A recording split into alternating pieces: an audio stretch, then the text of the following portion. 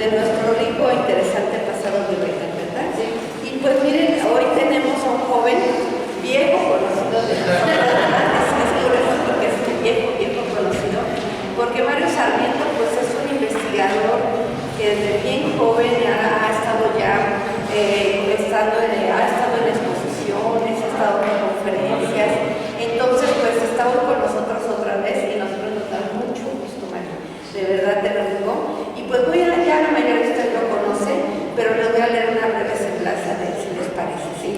Bueno, pues Mario Sarmiento es estudiante del doctorado en Historia del posgrado de la Facultad de Filosofía Públicas de la UNAM. Él es licenciado y maestro en Historia por la misma institución. Sus líneas de investigación son los carmelitas descalzos y su representación retórica y política en los siglos XVII y XVIII, así como los cultos marianos en la Nueva España. Él ha participado en diferentes foros de divulgación histórica y también pues ha dado muchos cursos aquí sobre cultura novohispana en el Museo Nacional del Virreinato, ¿verdad? Con nosotros. Ha sido también curador, es decir, ha sido quien ha realizado la investigación, seleccionando la obra y varias tareas más para hacer exposiciones. Entonces ha sido curador de diferentes muestras, sobresaliendo de Tesoros Escondidos de los Carmelitas Descalzos en el Museo Franz Mayer. Y también con el doctor Antonio Rubial, que también estamos con nosotros en el programa académico, de la Mitra, la Episcópolis, expuesta en el Museo de Arte Religioso, Convento de Santa Mónica, en Puebla. Entre sus publicaciones destaca el libro coordinado con Jessica Ramírez, La Orden del Carmen Descalzo en la Nueva España, que fue publicado por la Secretaría de Cultura en 2019. Es miembro de los seminarios permanentes, los conventos de monjas, arquitectura y vida cotidiana del Instituto Nacional de Antropología e Historia y de Santos, Devociones e Identidades del Colegio Mexiquense. Entonces, pues le damos la bienvenida a Mario Sarmiento, le agradecemos mucho que esté con nosotros. Pues gracias a Alma que me invitó y gracias a ustedes, a las caritas que nos conocemos de hace mucho tiempo, como dice Almita. Y me da muchísimo gusto pues estar aquí en este lugar tan querido por todos, ¿no? Algo que siempre les platico a algunos colegas que han estado con ustedes en el programa académico es que venir hasta acá y estar con un grupo tan variopinto como es el que forman ustedes es una experiencia muy bonita porque es un grupo ya muy compacto y eso la verdad le da mucha ilusión que tengan ustedes como siempre el ánimo de estar aprendiendo cosas. Entonces me siento muy contento. Bueno, pues les voy a hablar justo de que fue mi tema de maestría y que a lo mejor algunos de ustedes lo conocen. Bueno, no sé si seguramente si han oído hablar de la Virgen de Uquila, menos por el nombre, ¿no? Porque es muy popular. Y pues le he puesto a la charla una devoción pequeña a través de su agencia, Nuestra Señora de Uquila. Vamos a dividir la plática en dos partes. Una muy de contexto, para entender de dónde surge todo este aparato simbólico que rodea a la devoción, a la imagen, y algo de contexto sociopolítico para que entendamos la importancia de este culto en la Oaxaca del siglo XVIII sobre todo. Y bueno, yo creo que a la mitad haremos un breve descanso para ya como tal hablar aspectos muy particulares de la imagen sagrada, como nosotros le decimos, y cómo a través de ciertos discursos los devotos fueron asimilando la devoción.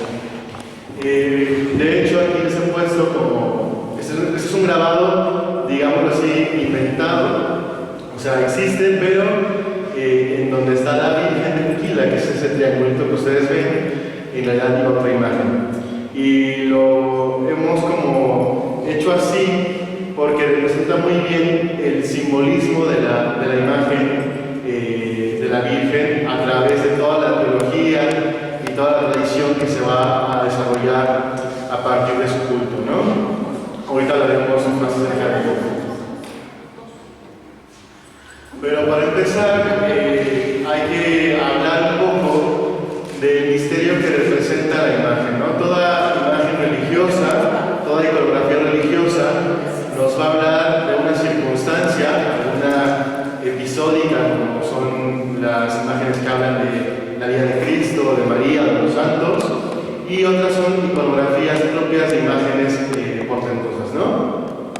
Pero como tal, la Virgen Ungida representa un misterio, hoy es un dogma para los católicos, que es el de la Inmaculada Concepción, que seguramente también ustedes han oído hablar.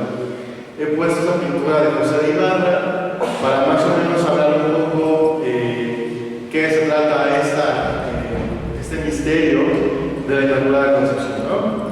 En la pintura vemos a Dios Padre que con una palmadita, ¿no? Que está expresando su potestad sobre esta imagen de María. Es una Virgen María que, como vemos, tiene el niño Jesús, es una doncella, es una jovencita.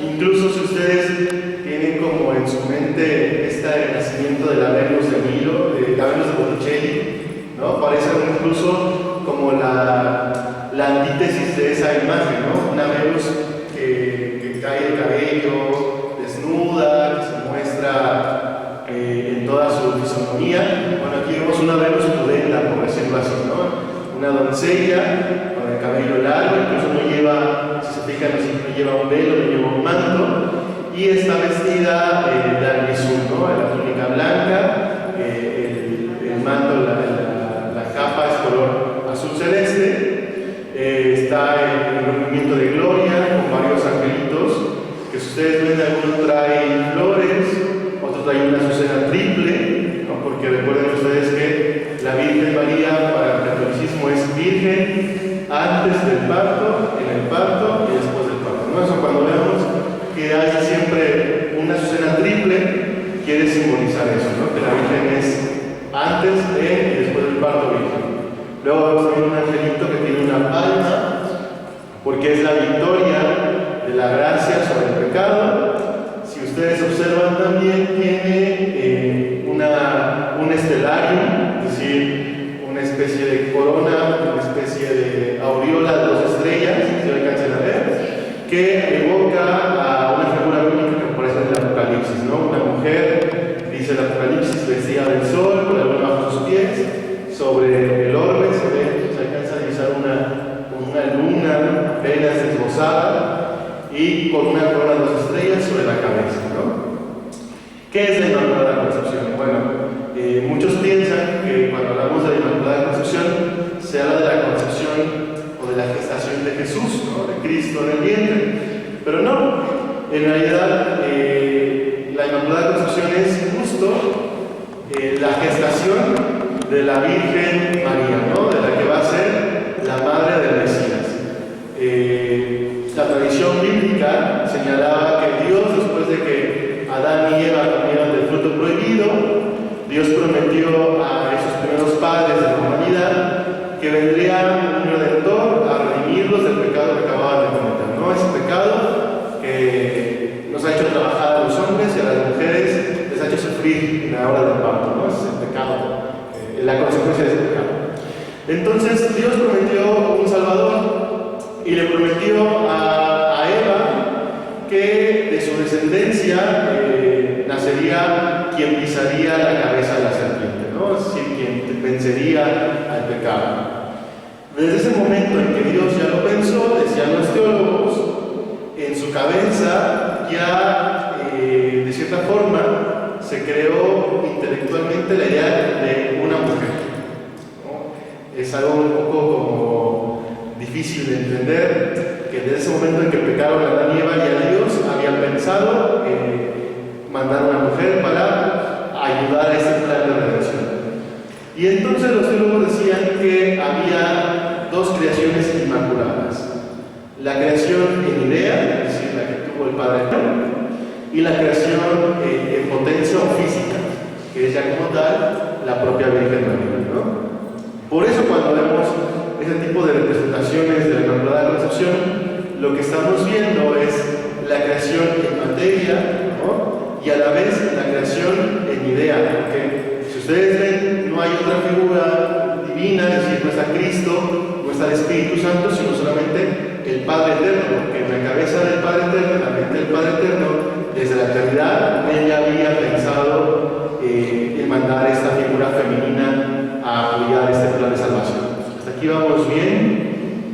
De hecho, y como algo curioso, la imagen de la Virgen de Guadalupe es una imagen que representa el misterio de la Inmaculada Concepción, tanto en idea como en materia, ¿no?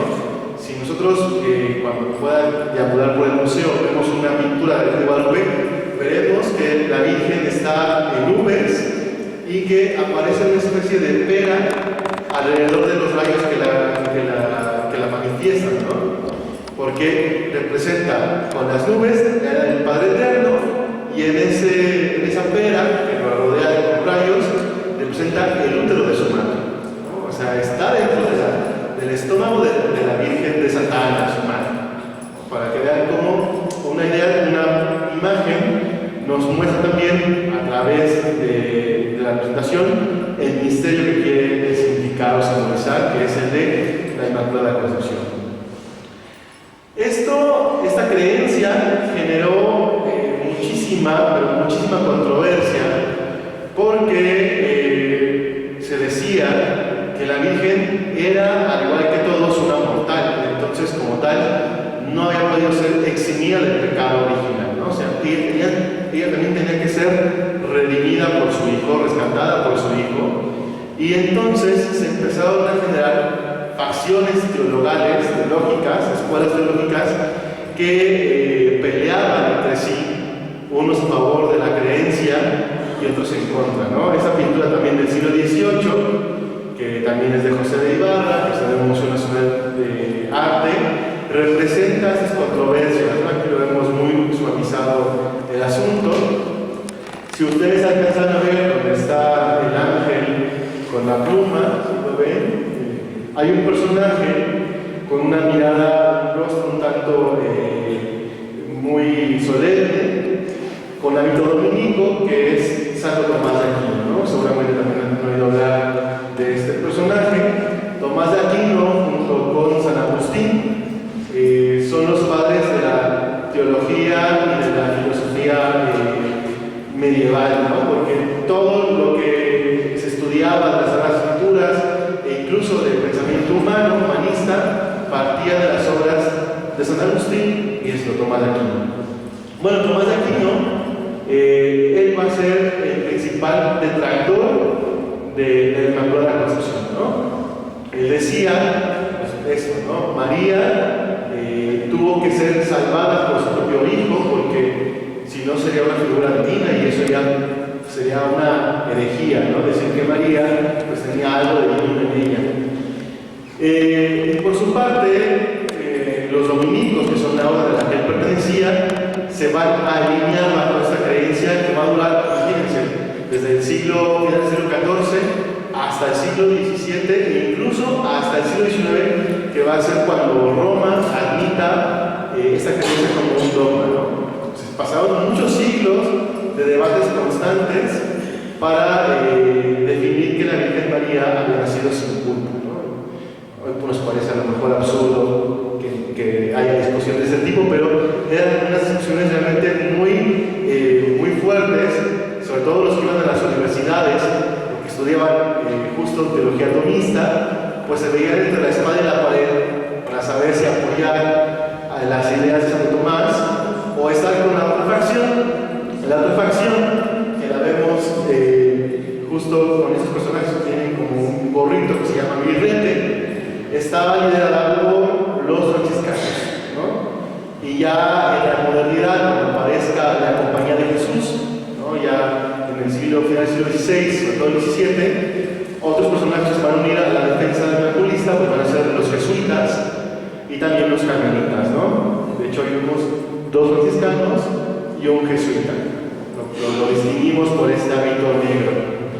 ¿Qué decían los franciscanos? Bueno, ellos se muestran contrarios a esta creencia de que María había pecado, había nacido por el pecado original, y van justo a defender la postura contraria, ¿no? Y van a decir, no, María tuvo que haber nacido sin pecado original porque no se puede poner algo precioso, esta imagen, algo, digamos así, importante en una vasija de barro, ¿no? Siempre se busca como algo lo más brillante, lo más limpio, y entonces la Virgen María no había podido ser parte de la misma carne humana que todos los mortales, ¿no? Su carne había sido redimida antes de nacer incluso, para poder ser el depósito donde naciera el Hijo de Dios. Ese tipo de situaciones, justamente les comentaba, pues simbolizan estas discusiones, ¿no? Aquí están los padres de la Iglesia, incluso San Jerónimo, San Agustín, que están pues discutiendo, ¿no? Hasta qué punto Tomás de Aquino puede tener la razón o la pueden tener los franciscanos, ¿no? Y si ustedes ven, hay personajes, está una medusa, alcanzan a ver, aquí en la parte de abajo, está como señora, de pechos muy caídos, y se ven las serpientes, alcanzan a visualizar, y otro que está tapado con orejas de burro, que tiene los ojos velados, y estos personajes de este lado que están como espantados, asustados, son todos aquellos herejes que viven en el error, negando el misterio de la Inmaculada Concepción, ¿no? O sea, había que castigar, ¿no? Y tratar de desterrar de las personas el hecho de no creer en este misterio, ¿no? Ahorita veremos un poco. Bueno, pues ya dijimos que los franciscanos son unos grandes defensores de este misterio, y justo aparecerá uno que se llamó Juan Cruz de Escoto, que era en Francia, hace toda una teoría para demostrar en la universidad el misterio de la Inmaculada Concepción, ¿no? Aquí vemos esta pintura del 18, también mexicana o hispana, que lo representa con hábito franciscano, pero si ustedes ven, hasta de un color como azul, ¿no? No es como el típico café o gris que dicen los franciscanos, porque por una época los franciscanos incluso van a vestir hábito azul para hacer físicamente defensa del misterio, ¿no? Si ustedes alcanzan a ver algunas pinturas de los franciscanos esté de azul, no es que estén mal, es que incluso llevan a vestir de ese color en alusión de que estaban defendiendo el misterio de María Inmaculada, ¿no?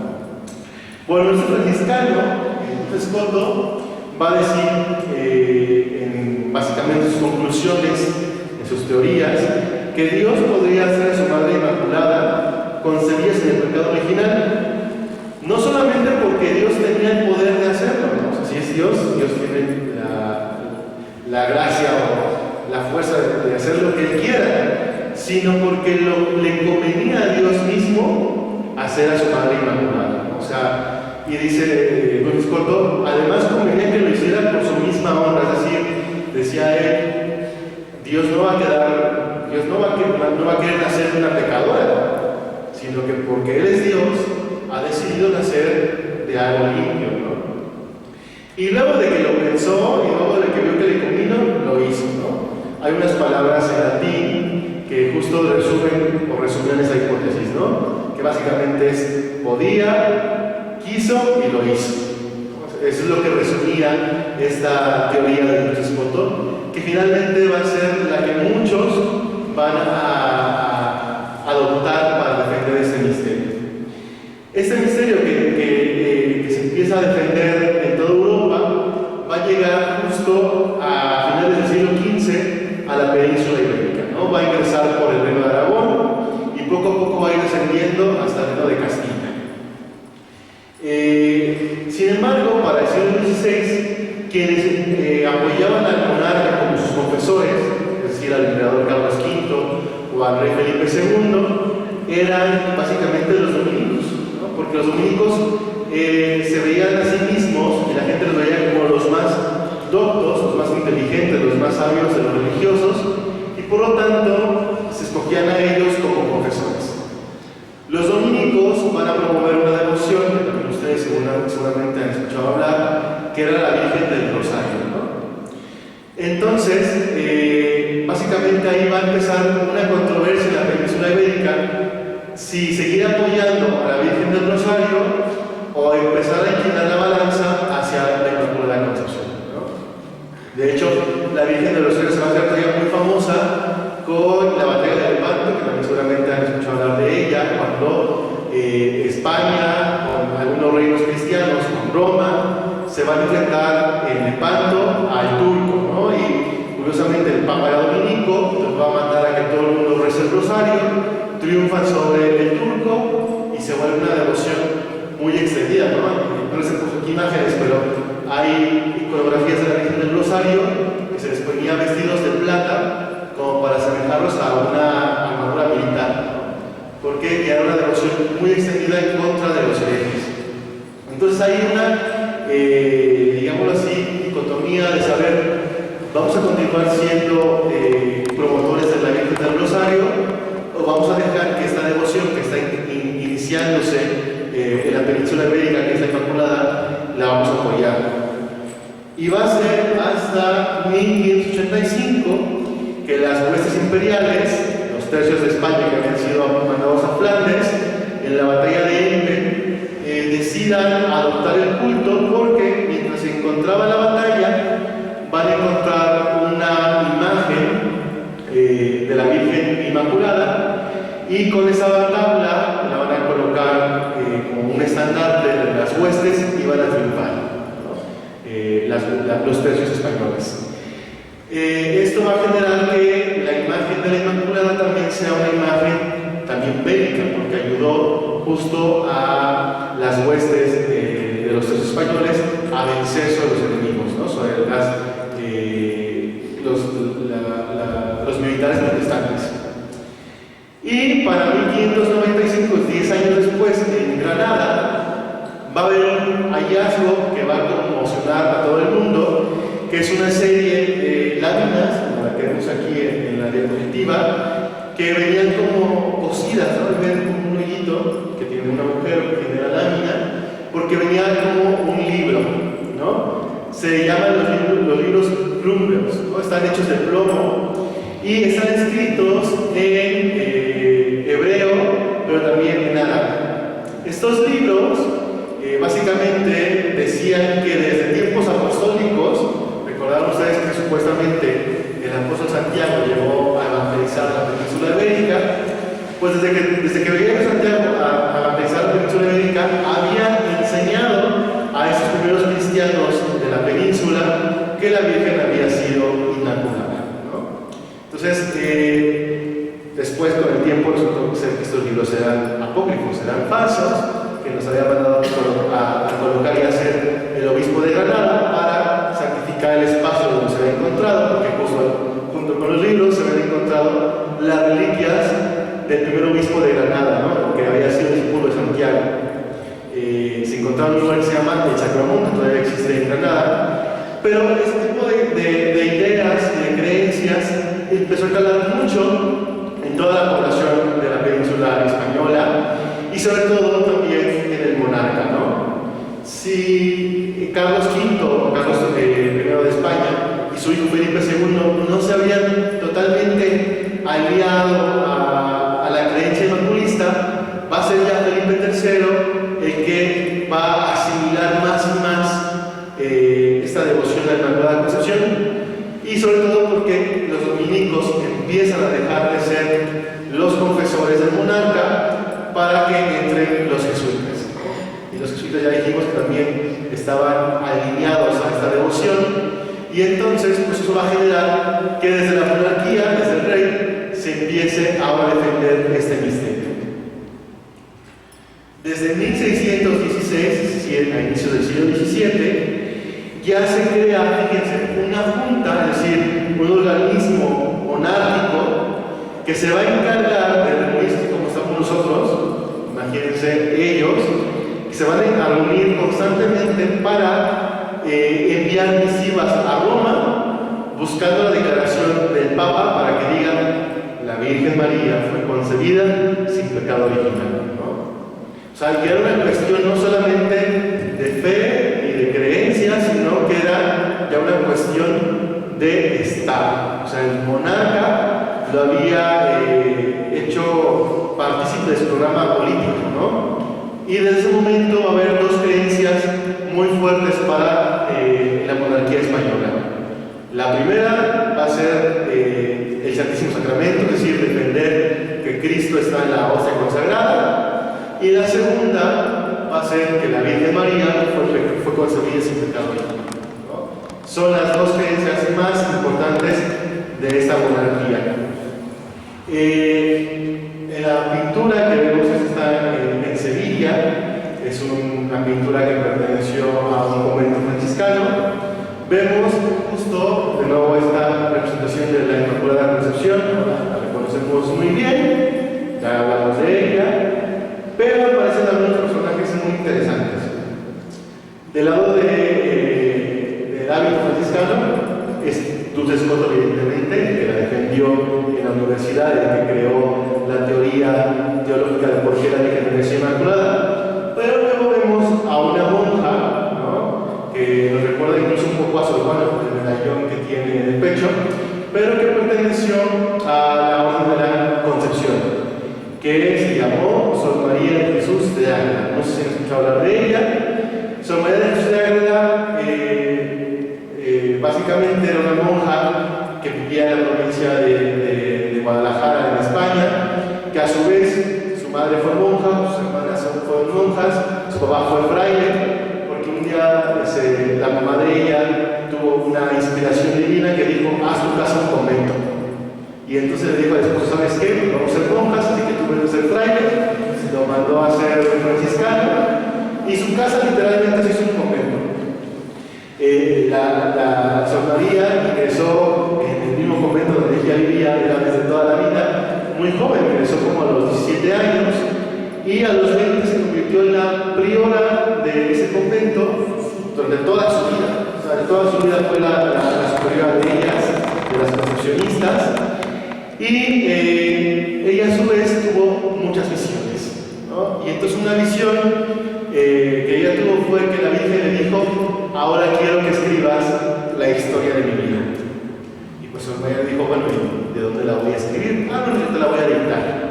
Entonces por mucho tiempo la Virgen se le aparecía y le dictaba básicamente pues su vida, ¿no? Ese escrito fue publicado a finales del siglo XVII con el título de Mística Ciudad de Dios y se convirtió en un bestseller. O sea, era lo más leído en toda la monarquía española.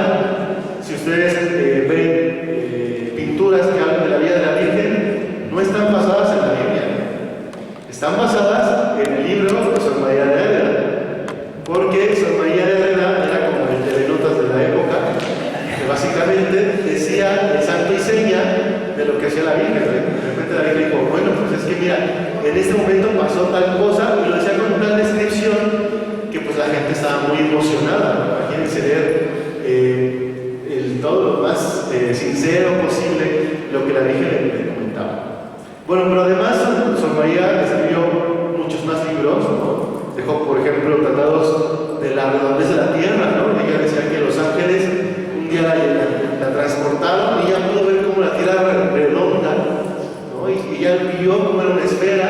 Pues era una mujer, digámoslo así, muy inteligente, ¿no? Muy sabia para escribir todo este tipo de narración. Y otra de las cosas era que era consejera real, ¿no? Ahí vemos al rey, que en este caso es Felipe IV. Felipe IV ascendió al trono muy joven, pero tenía un gran defecto: le encantaban las mujeres, era un gran mujeriego. Pero tenía a su vez otra característica, es que era muy religioso. Entonces, hagan de cuenta, pues como todos, ¿no? Pecamos y de repente nos da dolor de conciencia, y pues ahí, en vez de sentirse pues a gusto con su pecado, pues le entraba el dolor de conciencia, se iba a confesar, los confesores le movían la voluntad, y a su vez lo que él no se daba cuenta es que su monarquía estaba en un decaimiento total, ¿no? O sea, es decir, había una crisis económica por toda la monarquía española, y el Señor estaba más preocupado en sus mujeres y en su devoción, ¿no? Es mayor fuerza cultos muy importantes como el de Guadalupe. O sea, en la época de Felipe IV va a surgir esta devoción guadalupana que se va a trasladar a la península ibérica. Es el momento en que muchas imágenes de Guadalupe llegan a España, por ejemplo. Es el momento en, por ejemplo, también en Zaragoza aparece un cojo que dice que no tiene pierna y de repente se va al Santuario del Pilar y una noche la Virgen sueña a la Virgen y al otro día tiene una pierna ya restituida, ¿no? El cojo de Calanda en el Pilar de Zaragoza, que incluso el cojo va a ser llevado ante el rey y el rey le va a besar la pierna. O sea, era un rey muy devoto. Y entonces él escucha hablar de Sor María de Ágreda, ¿no? Y Sor María de Ágreda ya no sale de su convento, entonces él va a su monasterio, se conoce y Sor María se convierte para él en un referente materno, ¿no? Y se empiezan a cartear por años, muchos años. Se escriben cartas y él le pide consejo. Oye, Madre María, pues fíjate que tal país nos quiere declarar la guerra. Y Sor María le dice, bueno, pues yo creo que las arcas del reino no están para que pagues una guerra, así que yo te recomiendo de que no te vayas a la guerra. Entonces, Sor María empieza a ser consejera real y cuando ve que el rey se equivoca también lo reprende. Y lo sabemos porque existen las cartas de uno a otro y cartas de Sor María que escribe a gente de la corte que dicen, oigan, es que ahora sí lo regañé porque está muy tonto el rey. Era una mujer muy política. El asunto es que Sor María, que les digo que pertenecía a la Orden de la Inmaculada Concepción, pues le interesa que su patrona pues tenga como tal la veneración que se espera de ella, ¿no? Y entonces le empieza a escribir a Felipe IV, nos urge que Roma declare el dogma. Y entonces Felipe, junto con la Junta de la Inmaculada, están todavía presionando más a Roma para que declare el misterio, ¿no? Lo único que va a conseguir, por ejemplo, es que se haga una misa para la Inmaculada Concepción. Hoy cuando vamos a misa y escuchamos las oraciones, pues nos parece algo muy normal, pero para llegar al punto de que haya oraciones de la misa es porque Roma tuvo que aceptar ese tipo de oraciones y tuvo que meterlas en un canon aceptado. O sea, el padre no puede decir una oración que se le vino en mente, sino que tiene que rezar lo que dice el misal. Y entonces Roma lo que va a hacer es darle a España la posibilidad de celebrar a la Inmaculada Concepción el 8 de diciembre con una misa plural. ¿Esto que va a generar en la península? Pues más levantamientos, ¿no? De los dominicos, que ya dijimos que de ser los que estaban en la corte siendo confesores del monarca, ahora han pasado de lado, venden todo su poder y sobre todo porque ellos, recordemos que no creen en el misterio de la Inmaculada porque siguen hasta Tomás de Aquino. Y va a haber ciudades como por ejemplo Sevilla, donde los dominicos hasta golpean a la gente que empieza a cantar en la calle que María es Inmaculada. Les recomiendo un podcast que se llama Las hijas de Felipe, lo pueden encontrar en Spotify, y escuchen el episodio que se llama Tota Porca, ¿no? Porque ellas son dos chicas que estudian filología española, hablan o leen ese episodio descripciones de los ataques, porque eran peleas callejeras. Imagínense a Sagrario, que Sagrario es inmaculista, ¿no? Y así dice que la Virgen nació sin pecado original, pero de este lado tenemos a los dominicos, y si Sagrario iba por la calle diciendo la Virgen es inmaculada y veía a un dominico, el dominico hasta le agarraba golpes. O sea, llegó a tal grado la confrontación que se iban a los golpes. La Ciudad de México tampoco estuvo exenta de este tipo de conflictos, ¿no? Sabemos que en el siglo XVII, por ejemplo, el ejemplo de Plateros, que tenía la Inmaculada como patrona, manda a publicar un libro, ¿no? Donde se escriben muchos sermones a favor de la Inmaculada Concepción. O sea, créanme que esta cuestión política ya que estaba con el monarca también era una cuestión a pie. Y entonces todo el mundo empieza o a defender la Inmaculada Concepción o o a ser detractor de la Inmaculada Concepción. Básicamente todo el mundo quería la Inmaculada Concepción, ¿no?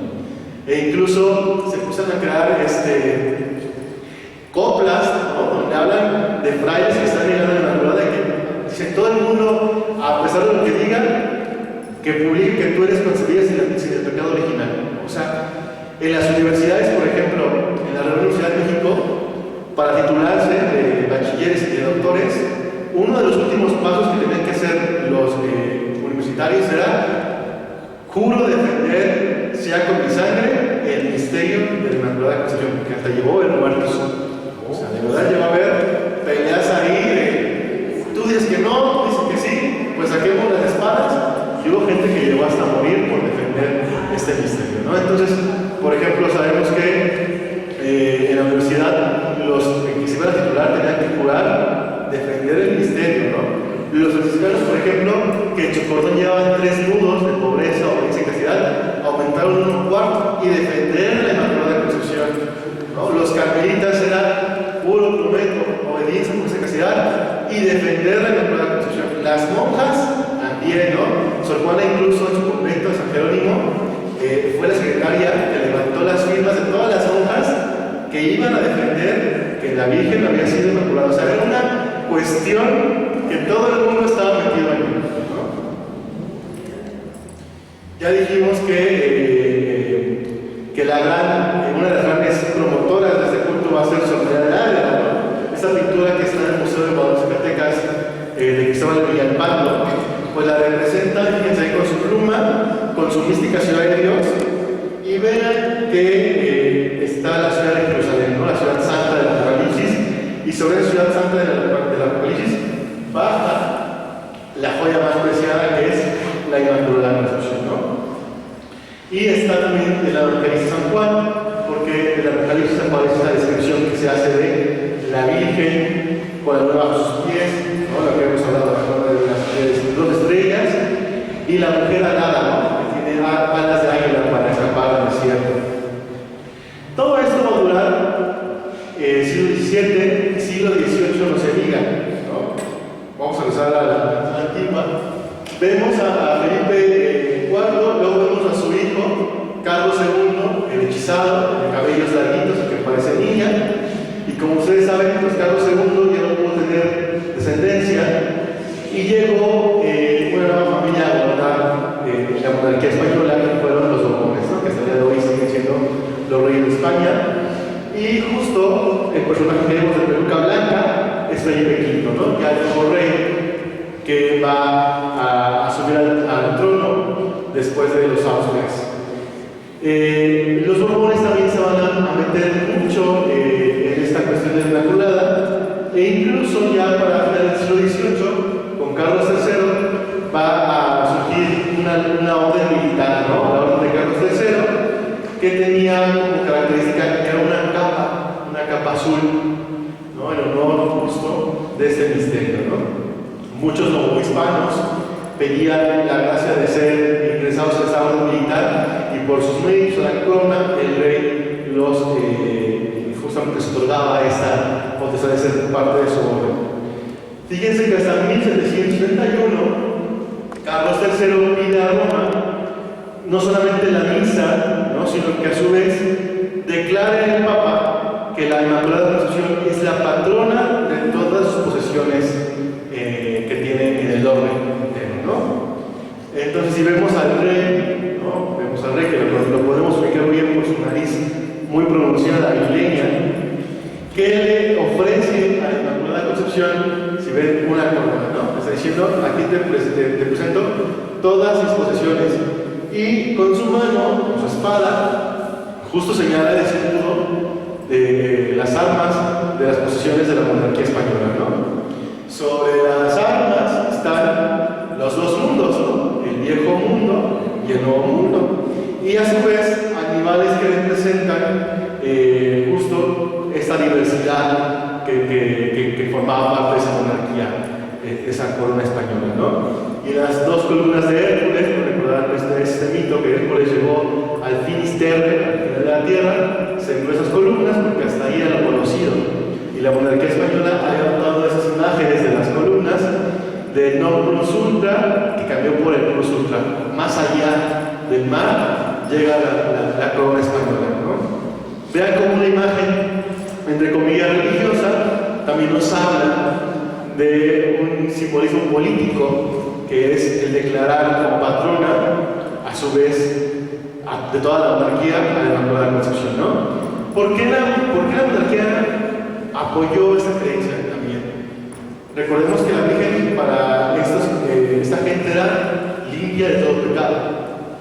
La monarquía española se veía a sí misma como libre también de todo pecado, porque ellos eran los campeones de la fe, ¿no? Ellos luchaban contra los herejes protestantes por defender la ortodoxia católica. O sea, hay una paridad. Si yo defiendo a la Inmaculada Concepción es porque finalmente España también está limpia del contagio herético.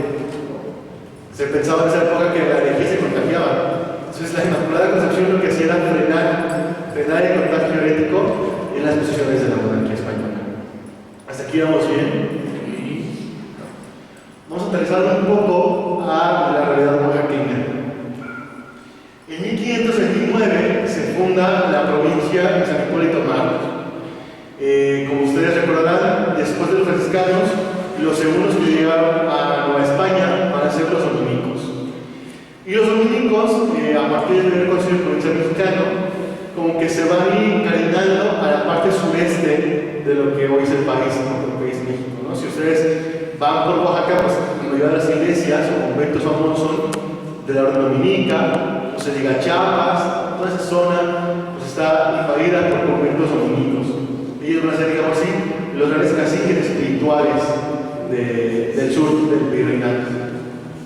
Y fundan esta provincia, San Hipólito. Este es un frontispicio que está en el famoso convento de Santo Domingo de Guzmán de la ciudad de Oaxaca, donde vemos a San Hipólito con su pantalla romana, su militar romano, que sostiene la iglesia con Santo Tomás de Aquino, ¿no? Reconocemos que tiene en el pechito un sol y a su vez lleva en su mano un libro, ¿no? Sus obras, toda la teología tomista, y como era el gran padre de la teología medieval, pues se le consideraba el sol que tenía que justo alumbrar las mentes oscurecidas con su teología. Como ustedes también sabrán, el monarca empezó a ver que las órdenes mexicanas estaban adquiriendo un gran poder que no tenían en la península ibérica, ¿no? En la península ibérica los frailes no actuaban como curas, lo que sí pasaba en Nueva España porque tenían privilegio papal. Y entonces muy pronto lo que va a hacer el monarca es instaurar obispados, ¿no? Porque el obispo, aunque es ordenado por el Papa, finalmente pertenece al aparato monárquico, ¿no? Quienes escogen a los obispos finalmente es el rey.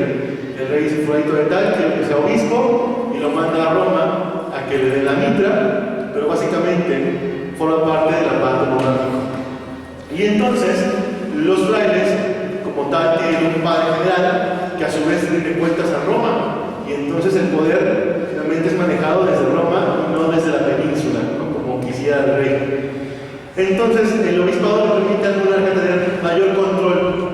Recuerden ustedes que el monarca es patrono de la iglesia en Indias, ¿no? Y entonces los diezmos, pues finalmente también pasan a formar parte de lo que recibe el monarca, porque el monarca cobra parte de ese diezmo al ser el patrono de la iglesia. Entonces el control de la iglesia, lo que quiere el rey, es finalmente que se queden los obispados. En 1535, justo, se formaliza el obispado de Antequera, Oaxaca.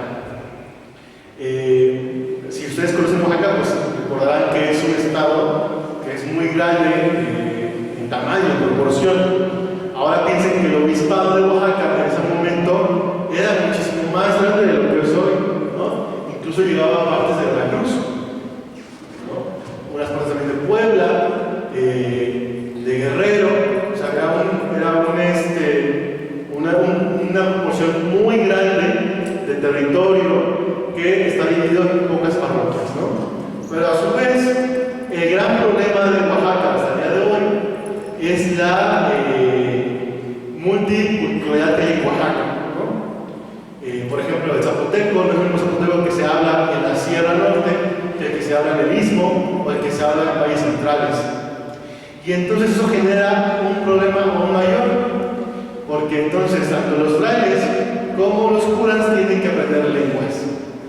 Y a su vez ese problema pues le cala al obispado, ¿no? De hecho los obispos decir Oaxaca, el obispado es la gran Babilonia, ¿no? Porque hay múltiples lenguas, ¿no? Hasta el día de hoy sigue siendo el estado que tiene creo que más de 500 municipios. Imagínense gobernar territorialmente y espiritualmente a la población. Por eso la iglesia de Oaxaca siempre tuvo problemas, por ejemplo, con el pecado que hacían los indios, que era la idolatría, ¿no? Los grandes problemas de la gente indígena va a ser que practican sus rituales, a pesar de que hay misioneros, curas párrocos, nunca hay un control, porque nunca se llega del todo a controlar las lenguas, y las lenguas funcionan para mantener códigos de conducta y para mantener tradiciones y costumbres, ¿no? Porque nadie sabe lo que estoy diciendo yo en mi lengua, bueno, lo va a saber el cura. Entonces, el gran problema de Oaxaca va a ser, a lo largo del tiempo, justo el intentar castellanizar a la población, ¿no? A su vez, los dominicos habían introducido sus cultos propios, ¿no? Muchos pueblos de Oaxaca tienen por patrono a Santo Domingo, a la Virgen del Rosario, Santa Rosa de Lima, Santa Catalina de Siena, es decir, santos que tienen que ver con la orden dominica. ¿Qué es lo que va a hacer el obispo? Va a implementar nuevos cultos que a su vez favorezcan la concentración de personas en torno a nuevos espacios, ¿no? Donde puedan dar culto y veneración a estas imágenes, ¿no? Fíjense que para mediados del siglo XVII aparece el obispo Tomás de Monterroso, que como ven era dominico, pero al ser elegido obispo de Antequera, Oaxaca, por el monarca, de cierta forma queda fuera de su orden, porque ahora tiene que, en realidad, servirle al rey. Si ustedes ven en la pintura, esta pertenece a la galería de obispos de la Catedral de Oaxaca, tiene una pintura que representa a la Virgen de Guadalupe, porque va a ser el obispo que introduce como tal un gran fervor a la guadalupana en Oaxaca, ¿no? Nosotros como que en Oaxaca no vemos a la Virgen de Guadalupe mucho, pero para mí se crea el santuario de Guadalupe, unos nuevos santuarios dedicados a Guadalupe en la Nueva España va a ser el de Oaxaca, ¿no? Y con esto, recuerden ustedes que el culto guadalupano, quienes lo rigen, son los obispos, ¿no? Los obispos son los que empiezan entonces a elegir santuarios dedicados a la Virgen de Guadalupe. Un segundo culto, el que quizás es más popular y que conocemos todos, es el de la Virgen de la Soledad. La imagen original pertenecía a los dominicos y poco a poco el obispo lo que va a hacer es llevarla a un nuevo espacio, erigirle una iglesia, crear una cofradía de españoles en torno a su culto y para el 2017 buscar la fundación de un convento de monjas, ¿no? Porque las monjas finalmente le dieron la obediencia al obispo. El convento de la ciudad de Oaxaca, que va a ser nutrido por monjas agustinas recoletas traídas de Puebla, se convierte en el bastión devocional de la ciudad y de la diócesis, ¿no? Viene gente de la Sierra de Peregrinación a ese santuario, viene gente del Pacífico, incluso de Acapulco, a ese santuario de la Soledad, y la Virgen se convierte en la Virgen más rica del sureste novohispano. Si ustedes ven la iglesia de la ciudad de Oaxaca, hasta el día de hoy la portada es una portada magnífica. No hay una iglesia parecida en todo el sureste novohispano como la de la ciudad de Oaxaca. Se convierte en un emblema del poder del obispo sobre la ciudad, sobre la diócesis, ¿no? Otro culto más importante también va a ser el de la Santa Cruz de Huatulco. Ustedes escuchan hablar de él. Supuestamente cuando llegan los evangelizadores a la ciudad de Huatulco, encuentran que los indígenas ya tendrían un culto, una cruz, y esa cruz se va a volver muy famosa cuando los piratas ingleses lleguen a Huatulco, intenten quemar la cruz y olvidar la cruz se quema. Y entonces lo que hace la iglesia es dividir la cruz en muchos fragmentos y algunos fragmentos llegarán, por ejemplo, a Puebla, ¿no? Al convento de los Carmelitas Descalzos, incluso uno llegará hasta la península ibérica y uno muy pequeño quedará en la catedral de Oaxaca. Entonces, esta devoción a la cruz de Huatulco lo que también justificaba un poco era la evangelización, incluso apostólica, de esos territorios previos a la llegada de los españoles. Un santuario que a la vez se va a formar junto con el santuario de Uquila va a ser el del Cristo Negro de Otetitlán. No sabemos si para esa época el Cristo era negro o ya es negro. El Cristo de Otetitlán está en Veracruz, pero para que vean que un santuario pertenecía jurisdiccionalmente al obispado de Oaxaca, ¿no? ¿Qué se pretende hacer con esos santuarios, con esos espacios? Que el obispo tenga control de la zona frente a todos los conventos que hay de los dominicos, ¿no? Es cerrarles el paso, ¿no? Es, de cierta forma, buscar que poco a poco los dominicos vayan concentrándose en espacios muy poco socorridos por la economía local. Finalmente, pues hablemos claro, ¿no?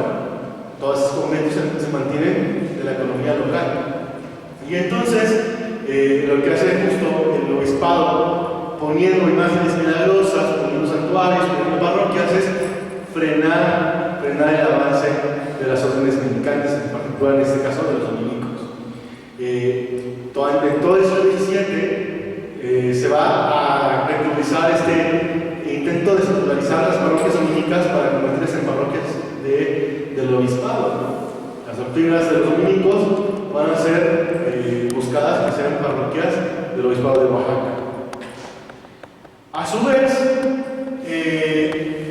Oaxaca se va a convertir en la tercera economía más importante poco a poco del Reino Hispano, ¿no?